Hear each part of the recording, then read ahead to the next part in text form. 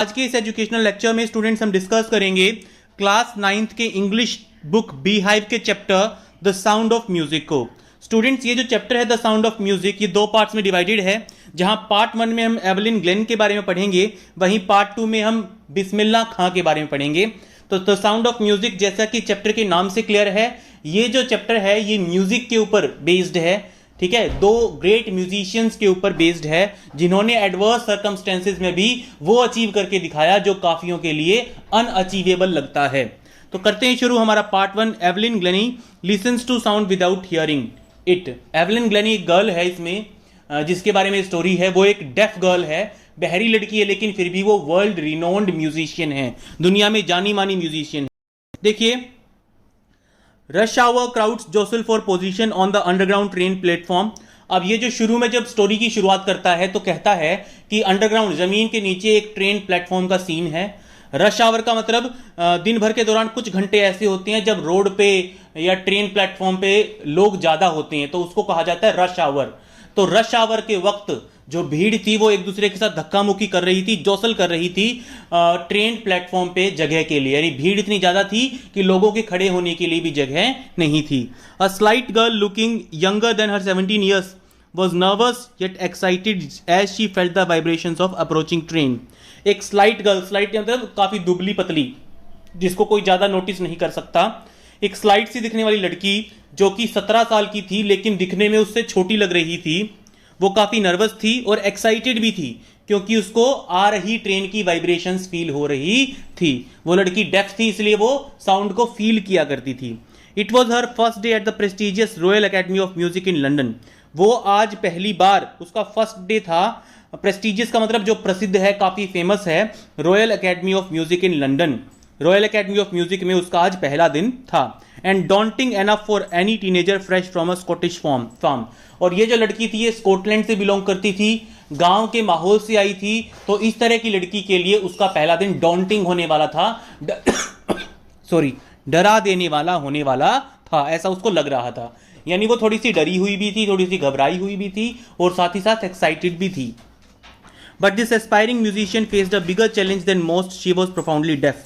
लेकिन इस म्यूजिशियन ने कुछ ऐसा चैलेंज फेस किया था जो ज्यादातर को फेस नहीं करना पड़ता। वो था कि वो प्रोफाउंडली डेफ थी, यानी बिल्कुल बहरी थी, उसको सुनाई नहीं देता था। Evelyn Glennie's loss of hearing had been gradual. Evelyn Glen का जब सुनने की ताकत गई तो वो धीरे धीरे गई। Her mother remembers noticing something was wrong when the 8-year-old Evelyn was waiting to play the piano. उसकी मम्मी ने नोटिस किया पहली बार जब वो 8 साल की थी। ठीक है, जब उसकी मम्मी या वो पियानो प्ले करने वाली थी तो देखा कि एवलिन जो है वो रिएक्ट नहीं कर रही। एवलिन की मम्मी ने एवलिन को बुलाया लेकिन एवलिन ने अनसुना कर दिया, एवलिन ने कोई रिएक्शन ही नहीं दिया। अचानक मैंने रियलाइज किया कि उसको तो सुना ही नहीं था। इजाबेल ग्लेनी कहती है, उसकी मदर कहती है कि तब मैंने नोटिस किया कि शायद इसको कुछ प्रॉब्लम है। Quite a while Evelyn managed to conceal her growing deafness from friends and teachers। कुछ समय तक एवलिन अपनी बढ़ती हुई बहरेपन को अपने फ्रेंड्स और टीचर्स से छुपा के रखने में कामयाब हुई। लेकिन जब काफी कम हो गए क्लास में और उसकी स्कूल प्रिंसिपल ने, उसकी हेडमिस्ट्रेस ने उसके आया रिक्वेस्ट किया कि उसे स्पेशल डिस्कवर किया, तब पेरेंट्स को यह बात पता चली कि उसकी हियरिंग प्रॉब्लम कुछ ज्यादा ही इंपेयर हो गई थी। यानी उसकी हियरिंग में प्रॉब्लम कुछ ज्यादा ही हो गई थी as a result of gradual nerve damage. क्योंकि उसका जो नर्व था, जो उसके जो है कानों को और ब्रेन को कनेक्ट करता था, वो नर्व धीरे धीरे डैमेज हो रहा था, इसलिए उसकी जो सुनने की ताकत थी वो धीरे धीरे खत्म होती जा रही थी। उनको एडवाइस किया गया कि उसको हियरिंग एड्स लगवा दी जाएं और उसको बहरों के स्कूल में पढ़ने के लिए भेजा जाए। Everything suddenly looked black, said Evelyn. Evelyn कहती है कि जब मुझे पता चला, मैं 11 साल की थी, जब मुझे पता चला कि मैं बहरी हो चुकी हूं, ठीक है, तो मेरे सामने सब कुछ ब्लैक हो गया। इसका मतलब जिंदगी में जो आशाएं, जो सपने मैंने बुन रखे थे वो सारे धूमिल हो गए, वो सारे धुआं धुआं हो गए, मेरे को अपना फ्यूचर ब्लैक दिखाई देने लगा। लेकिन एवलिन ने हार नहीं मानी, वो हार मानने वालों में से नहीं थी। उसको एक नॉर्मल लाइफ जी के दिखानी थी और उसको अपना म्यूजिक का इंटरेस्ट आगे लेके जाना था। One day she noticed a girl playing a xylophone and decided that she wanted to play it too. उसने देखा कि एक दिन लड़की एक जाइलोफोन बजा रही है। जाइलोफोन की पिक्चर यहाँ दिखा रखी है। वुडन ब्लॉक्स के ऊपर जो है वो वायर्स लगी होती हैं जाइलोफोन में, अलग अलग आवाज करते हैं ये। जाइलोफोन बजा रही थी एक लड़की, तो उस जाइलोफोन बजा रही लड़की को देख के उसको भी ये लगा कि मुझे भी बजाना है। ज्यादातर टीचर्स ने उसको डिस्करेज किया, अरे तू खुद तो सुन नहीं पाती है तो बजाएगी कैसे, तेरे को कैसे पता चलेगा कि तू कौन सा नोट कौन सी आवाज करता है और कैसे पूरा नोट बजाया जाएगा। तो ज्यादातर टीचर्स ने उसको डिस्करेज किया, लेकिन परकशनिस्ट रॉन फोर्ब्स ने उसके पोटेंशियल को पहचान लिया। रॉन फोर्ब्स नाम का एक परकशनिस्ट था। परकशनिस्ट क्या होता है स्टूडेंट्स? परकशनिस्ट होता है एक ऐसा बंदा जो कि मेम्ब्रेन वाले इंस्ट्रूमेंट्स बजाता है, जैसे कि ड्रम, तबला, ढोलक, परकशनिस्ट कहा जाता है। रॉन फोर्ब्स ने उसके पोटेंशियल को, उस काबिलियत को पहचाना। ठीक है, उसने क्या किया, उसने शुरू किया उसको सिखाना। किसको? एवलिन को। उसने दो बड़े बड़े ड्रम्स को ट्यून किया और उन दोनों की नोट्स को अलग अलग कर दिया। ठीक है, ताकि वो ये देखना चाहता था कि एवलिन इन अलग अलग नोट्स वाले, एक ड्रम की नोट तो थी ज्यादा, एक ड्रम की नोट थी कम, यानी नोट का मतलब यहां पे साउंड, बजाने पे आने वाली आवाज अलग अलग थी दोनों की। तो वो ये पहचानना चाहता था कि क्या एवलिन इन नोट्स को किसी भी तरीके से पहचान पाएगी, क्योंकि उसको ये तो पता था कि वो डेफ है, लेकिन वो देखना चाहता था कि क्या अपनी बॉडी के किसी और पार्ट से वो म्यूजिक को सेंस कर सकती है। अपने कानों से सुनने की कोशिश मत करो लड़की, वो कहते थे। Try to sense it some other way. तुम्हारे पास कुछ और हुनर जरूर होगा साउंड को सेंस करने का, तो किसी और तरीके से साउंड को सेंस करने की कोशिश करो, सुनने की कोशिश मत करो। Suddenly I realize I could feel the higher drum from the waist up and lower drum from the waist down. मैं कमर के ऊपरी हिस्से से हायर नोट्स को और कमर के निचले हिस्से से लोअर नोट्स को सुन पा रही थी, फीलिंग आ रही थी। यानी जब मैं हायर नोट वाले ड्रम को बजाती तो वेस्ट अप यानी कमर से ऊपर वाले हिस्से में मेरे हलचल होती, मुझे कुछ फीलिंग आती, और जब मैं लोअर नोट वाले ड्रम को बजाती तो मुझे कमर से नीचे वाले हिस्से में कुछ वाइब्रेशंस महसूस होती, कुछ फीलिंग आती। Ron Forbes repeated the exercise. Ron Forbes ने एक्सरसाइज रिपीट की एवलिन के साथ। एवलिन को सिखाना चाहता था Ron Forbes. And soon Evelyn discovered that she could sense certain notes in different parts of the body. फिर जल्दी ही एवलिन को पता चला कि वो अपनी बॉडी के कई अलग अलग हिस्सों से अलग अलग नोट्स को आइडेंटिफाई कर सकती थी। I had learn to open my mind and body to sounds and vibrations. मैंने सीख लिया था, मैंने अपनी माइंड और बॉडी को साउंड्स और वाइब्रेशन सीखने के लिए ट्रेन कर लिया था। ठीक है, यानी मैं सुन तो नहीं पाती थी साउंड और वाइब्रेशंस को, लेकिन मेरी माइंड और मेरी बॉडी के अलग अलग हिस्से अलग अलग नोट्स को फील कर पाती थी। The rest was share determination and hard work. और बाकी सब मैंने अचीव किया अपने डिटर्मिनेशन और हार्ड वर्क के जरिए। She never looked back from that point onwards. उस दिन के बाद एवलिन ने कभी पीछे मुड़ के नहीं देखा। उसने यूनाइटेड किंगडम का टूर किया एक यूथ ऑर्केस्ट्रा के साथ। ऑर्केस्ट्रा आपको पता ही होगा, ग्रुप ऑफ म्यूजिशियंस होता है जो नोट्स बजाता है, म्यूजिक बजाता है, ग्रुप होता है ऑर्केस्ट्रा। एक यंग ऑर्केस्ट्रा के साथ उसने पूरी यूनाइटेड किंगडम का टूर किया एवलिन ग्लैनी ने।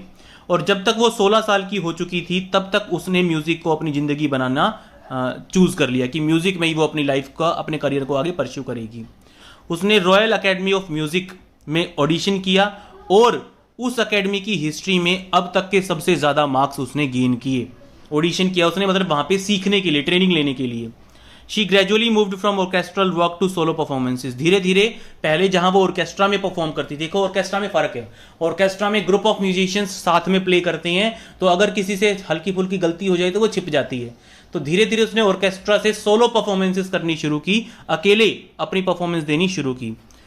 उसने रॉयल अकेडमी ऑफ म्यूजिक में 3 साल का कोर्स पूरा किया और इस 3 साल के कोर्स के दौरान उसने अकेडमी के ज्यादातर टॉप अवार्ड्स जीत लिए थे, बाहर की भी। And for all this Evelyn won't accept any hint of heroic achievement. लेकिन एवलिन कभी भी इसको एक हीरोइक अचीवमेंट नहीं मानती थी।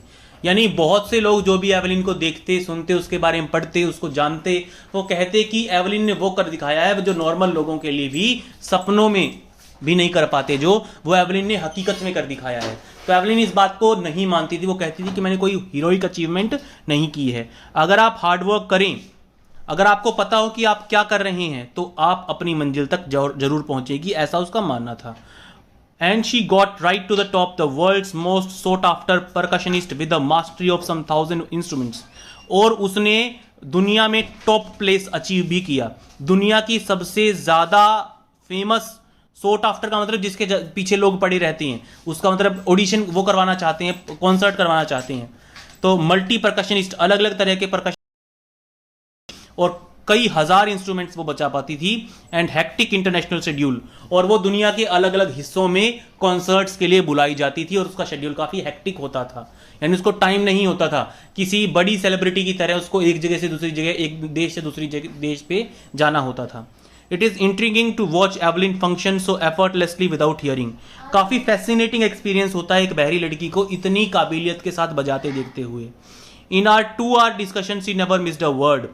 मैंने एवलिन का 2 घंटे का इंटरव्यू किया, उस लड़की को कुछ भी सुनाई नहीं देता था, फिर भी उसने मेरे एक भी वर्ड को मिस नहीं किया। यानी एवलिन को सुनता तो नहीं था, लेकिन वो लिप मूवमेंट के जरिए, फेस एक्सप्रेशन के जरिए बातों को समझ लिया करती थी। और कभी भी एवलिन को मुझे अपनी बात, जब मैं एवलिन का इंटरव्यू कर रहा था, तो मुझे कभी भी अपनी बात एवलिन को रिपीट करनी नहीं पड़ी। Man with bushy beards give me trouble, she laughed. उसने हंसते हुए कहा कि जिनकी काफी झब्बेदार दाढ़ी होती है, काफी लंबी और बालों वाली दाढ़ी होती है, उनको रीड करने में, उनकी लिप रीडिंग करने में मुझे थोड़ी प्रॉब्लम होती है। उसने हंसते हुए कहा, जोकिंगली कहा ऐसा। It is not just watching the lips, it is the whole face, specially the eyes. मैं लोगों को मतलब सुनती हूं कैसे, उनकी लिप रीडिंग तो मैं करती हूं, उनके पूरे फेस को पढ़ती हूं, खासकर उनकी आंखों को, वो क्या कहना चाहते हैं, अलग अलग एक्सप्रेशंस उनकी आंखों से पता चलते हैं। She speaks flawlessly with a Scottish lilt. वो बहुत बिना रुके बड़ी तरीके से बोल पाती है, लेकिन उसके बोलने में थोड़ा स्कॉटिश एक्सेंट है, स्कॉटलैंड का एक्सेंट है। जैसे देखो अमेरिकन इंग्लिश थोड़ी अलग तरीके से बोली जाती है। एवलिन ग्लेनी बहुत अच्छे से बोल पाती है, लेकिन उसके बोलने में थोड़ा स्कॉटलैंड का एक्सेंट आता है। मेरी स्पीच काफ़ी साफ है, यानी मेरी आवाज़ काफ़ी साफ है, क्योंकि मैं 11 साल की उम्र तक सुन सकती थी, लैंग्वेज को सीख लिया था तब तक, वो कहती है। लेकिन इस बात का जवाब नहीं मिलता कि उसने फ्रेंच और बेसिक जापानीज किस तरीके से सीखी। देखिए, उसको इंग्लिश आती थी, एवलिन ग्लेन को इंग्लिश आती थी, क्योंकि वो 11 साल की उम्र तक सुन सकती थी, लोगों को सुन के उसने इंग्लिश सीख ली थी, बोलना लिखना पढ़ना उसको आ गया था। लेकिन डेफ होने के बावजूद भी उसको फ्रेंच और बेसिक जापानीज आती थी। ये उसने कैसे सीखी, ये बात अभी तक पता नहीं चली। As for music she explains, और म्यूजिक के लिए अगर कहूँ तो it pours in through every part of my body. मेरी बॉडी के अलग अलग हिस्सों में मुझे म्यूजिक की अलग अलग नोट्स जो है सुनाई देती हैं। यानी लोग कानों से सुनते हैं, मैं बॉडी पार्ट से महसूस करती हूँ। इट टिंगल्स इन द स्किन, मेरी स्किन में टिंगल्स आते हैं, मतलब फीलिंग है, ठीक है। जैसे मतलब हल्की सी फीलिंग आती है मेरी स्किन के अंदर जब भी म्यूजिक की मुझे नोट सुनाई देती है। मेरी चीक बोन से मुझे म्यूजिक फील होता है, मेरे बालों तक से मुझे म्यूजिक की फीलिंग आती है। When she plays the xylophone, she can sense the sound passing up the stick into her fingertips. जब वो xylophone बजाती है, देखो xylophone बजाने के लिए हम वो ड्रम वाली स्टिक्स का यूज करते हैं, तो स्टिक्स जो होती हैं, स्टिक्स में से म्यूजिक मेरी फिंगर टिप्स के अंदर पहुंचता है और मैं अपनी फिंगर टिप्स से भी म्यूजिक को महसूस कर पाती हूँ। By leaning against the drums, she can feel the resonances flowing into her body. जब वो ड्रम्स के साथ झुक के खड़ी हो जाती है, तो ड्रम्स के अंदर से निकलने वाली रेजोनेंसेस यानी फ्रीक्वेंसीज को वो अपनी बॉडी में जाता हुआ फील कर पाती है। On a wooden platform, she removes her shoes so that vibrations pass through her bare feet and up her legs.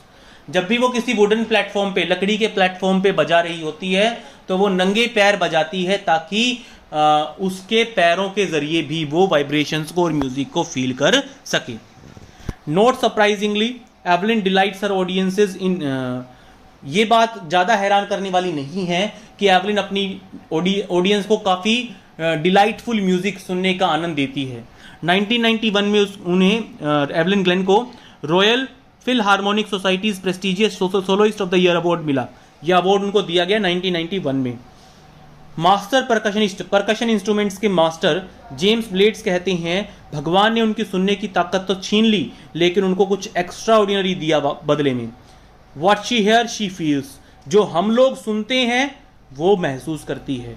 Far more deeply than any of us, उसकी म्यूजिक की सेंस हम में से ज़्यादातर से बहुत ज़्यादा डीप है। यानी हम सिर्फ म्यूजिक को सुनते हैं, वो उसको महसूस करती है बॉडी पार्ट से। That is why she expresses music so beautifully, और यही कारण है कि उसका म्यूजिक भी बहुत ब्यूटीफुली एक्सप्रेस होता है। एवलिन मानती है, confess she is something of a workaholic, कि मैं वर्कोहोलिक हूँ। वर्कोहोलिक का मतलब उसको खाली बैठना पसंद नहीं है, उसको काम चाहिए करने के लिए। I have got to work, मुझे काम करना ही पड़ता है। Often harder than classical musicians, classical musician से भी ज़्यादा हार्ड वर्क करती हूँ मैं। But the rewards are enormous, लेकिन मेरे को काफ़ी ज़्यादा अवार्ड रिवॉर्ड्स मिलते हैं मुझको, ठीक है। Apart from regular concerts Evelyn gives free concerts in prisons and hospitals. Evelyn regular concert तो अपने करती है, देश विदेशों में बजाने तो जाती ही है, साथ ही साथ वो जेल में और हॉस्पिटल में फ्री ऑफ कॉस्ट कंसर्ट भी करती है मरीजों और कैदियों के लिए। She also gives high priority to classes for young musicians, इसके अलावा वो यंग म्यूजिशियंस को जो म्यूजिक सीखना चाहते हैं उनके लिए भी स्पेशल क्लास लगाती है। And रिचलिन of Beethoven fund for def children says, and रिचलिन है एक शख्स है जो Beethoven fund for def children, वो कहती हैं कि वो एक शाइनिंग इंस्पिरेशन है, ठीक है, वो एक प्रेरणा है बहरे बच्चों के लिए। जब बहरे बच्चे देखते हैं they see that there is nowhere that she can not go, जब बहरे बच्चे देखते हैं कि कोई भी ऐसी जगह नहीं है जहाँ एवलिन नहीं पहुंच सकती, तो उनको भी एक inspiration. Evelyn Glennie has already accomplished more than most people twice her age, उस अपनी उम्र के दोगुने लोगों से भी ज्यादा अचीवमेंट्स एवलिन ने अब तक कर ली हैं बहरे होने के बावजूद। She has brought percussion to the front of orchestra, की इंपोर्टेंस को उसने बढ़ा दिया है, फ्रंट में ला दिया है। एंड डेमोन्स्ट्रेट दिखाया है, म्यूजिक की दुनिया को दिखाया है कि परकशन इंस्ट्रूमेंट्स बहुत इंपॉर्टेंट होते हैं म्यूजिकल इंडस्ट्री में। She has given inspiration to those who are handicapped, और वो विकलांग लोगों के लिए, हैंडीकैप्ड लोगों के लिए एक प्रेरणा है, ठीक है। People who look to her and say, लोग उसकी तरफ देखते हैं और कहते हैं if she can do it I can, अगर वो ऐसा कर सकती है हैंडीकैप्ड होने के बावजूद तो मैं भी कर सकता हूं। And not the least she has given enormous pleasure to millions, और ये बात तो बताने की जरूरत ही नहीं है कि उसने अपने म्यूजिक से लाखों लोगों को खुशी दी है, लाखों लोगों ने उसने म्यूजिक को एंजॉय किया है। तो ये स्टूडेंट्स, ये एक स्टोरी थी या एक इंस्पिरेशनल स्टोरी थी डिबोरे गॉली की लिखी हुई, ठीक है। अगर आपको ये वीडियो पसंद आए तो प्लीज़ वीडियो को लाइक और शेयर जरूर कीजिएगा, कमेंट सेक्शन में अपने व्यूज़ जरूर दीजिएगा। आपका लाइक स्टूडेंट्स हमारे लिए बहुत ज़्यादा वैल्यूएबल है। इसके अलावा पार्ट 2 के लिए, इसी लेसन के पार्ट 2 का जो लिंक है आपको इस वीडियो के डिस्क्रिप्शन में मिल जाएगा। आपकी क्लास के अलग अलग सब्जेक्ट्स के वीडियोस हमने अपलोड कर रखे हैं अपने चैनल पे, उनका प्लेलिस्ट लिंक भी आपको वीडियो डिस्क्रिप्शन में मिल जाएगा। Thank you everyone.